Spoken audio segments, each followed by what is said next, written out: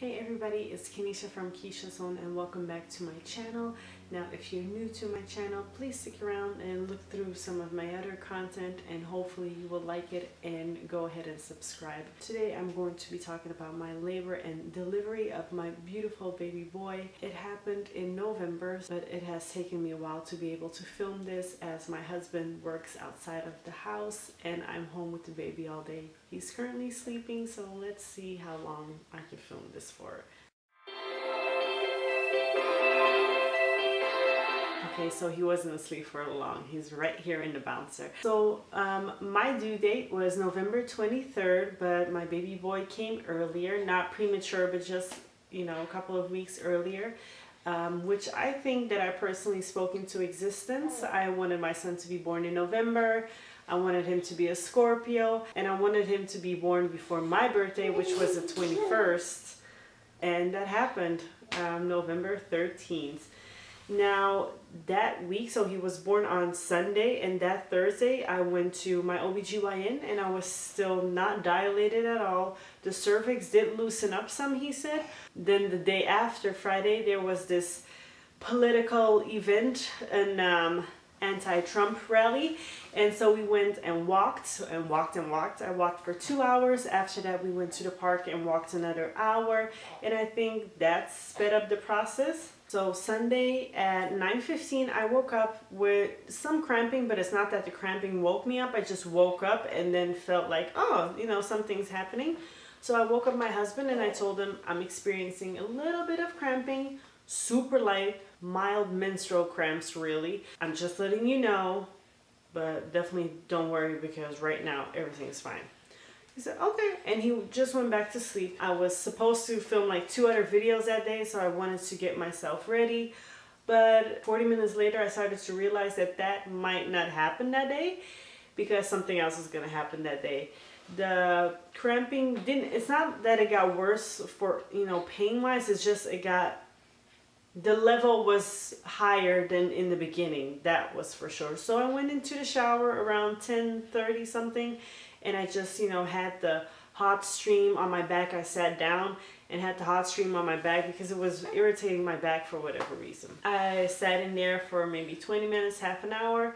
I came out and I thought to myself, today might actually be the day, so we're gonna do something with the face. So I just did, you know, a super light beat in my eyebrows. I did some concealer, mascara, and some, you know, chapstick. That was it. Benjamin made breakfast for us, super light, nothing heavy, thank God.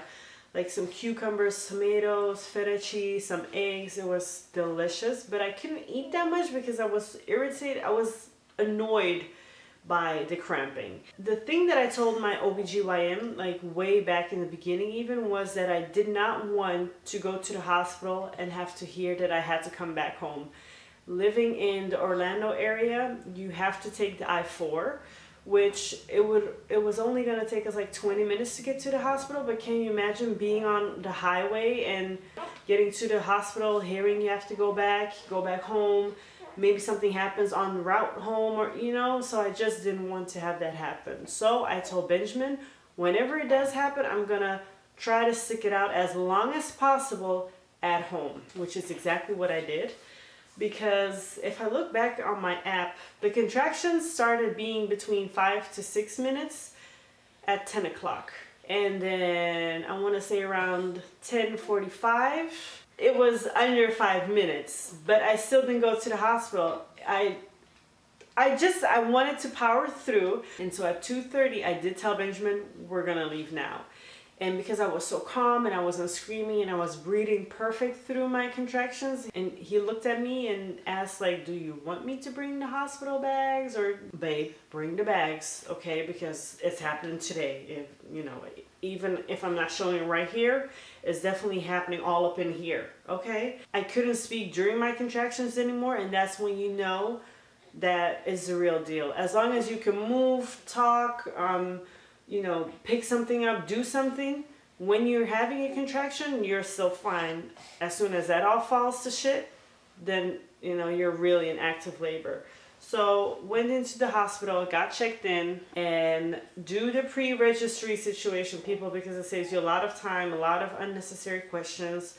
So she only asked me a couple of questions. Did I think my water broke? Maybe 5, 6 questions. I really can't remember. Then she put me into this room. The nurse came out and the nurse said, okay, Keysha, I'm going to, feel if you're dilated, and if so, how much.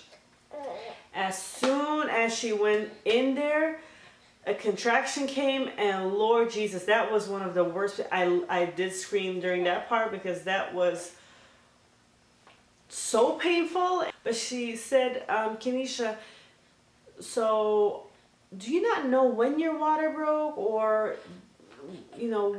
what happened? And I said, well, I went into the shower, a mucus plug came out, some blood here and there, some spotting, but not really like this whole plop of water like they show you in the movies or in on TV. So I said, I really don't know.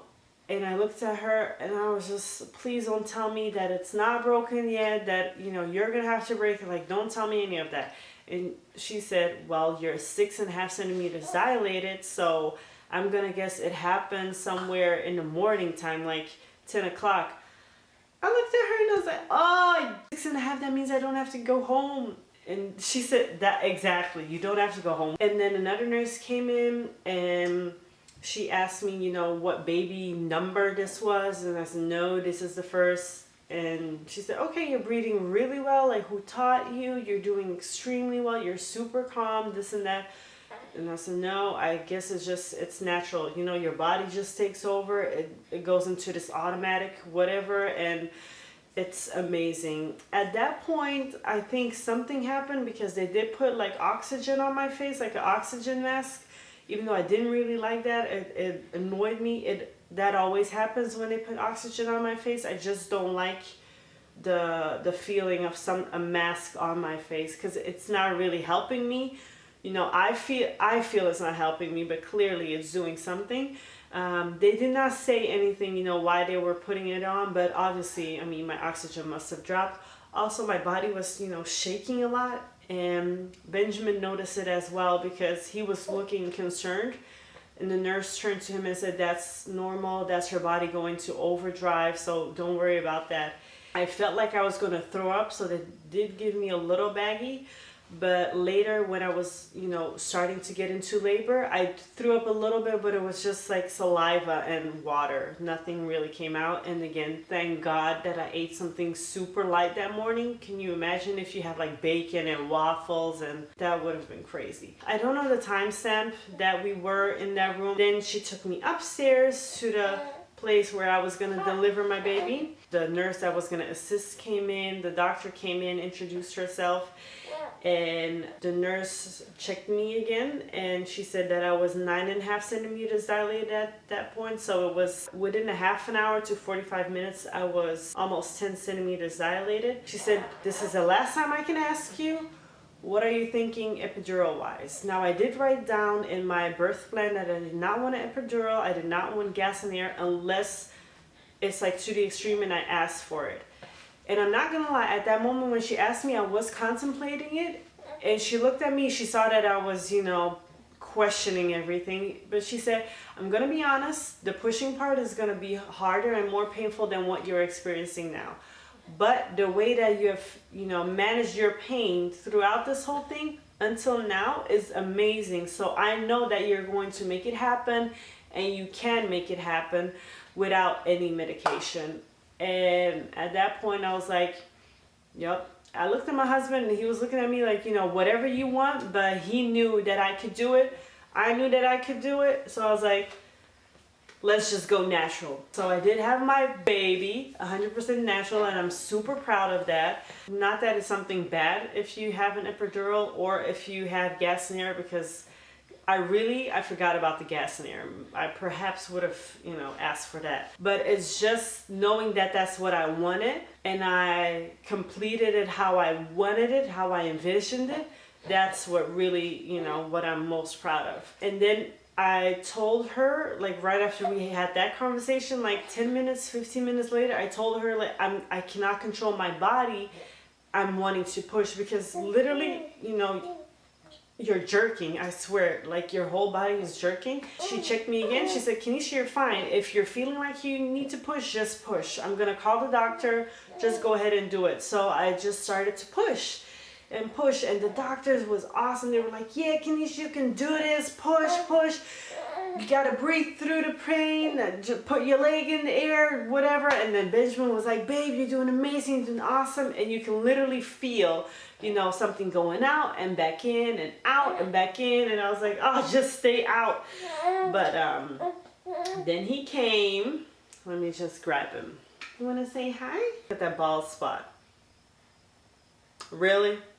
I've been putting castor oil on it and everything. Anyways, so then he came at 5 p.m. No, at 5:04 p.m. weighing 8.1 pounds, I think, and 24 inches. He was a big boy. He has big feet, okay?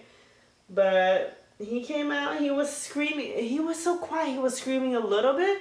As soon as they gave him to his dad, he stopped. He was so calm during that whole surah that my husband did. They placed him on me for skin to skin. He was quiet the whole time. Breastfeeding, he was quiet. It was amazing. I did tear in 2 places. It was a 1st degree tear, so it was very, you know, minor.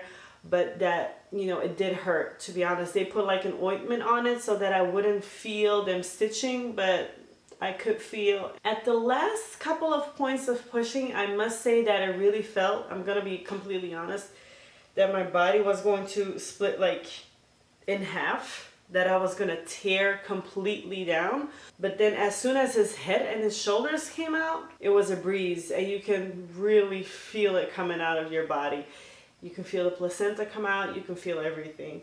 But it was amazing. I'm so happy that I got everything that I wanted. Another Scorpio in the house, a November Scorpio. And all natural, just like how mommy envisioned it. He is the absolute cutest. And right now he does look like me because of his round face. It's throwing everybody off. Maybe later, you know, he's going to start looking like his dad. But right now he's the most beautiful and most handsome baby boy to me. As a newborn, he was a little bit, you know, because the head is shaped all weird and the nose. Oh my God, his nose was looking all types of crazy. But look at you now.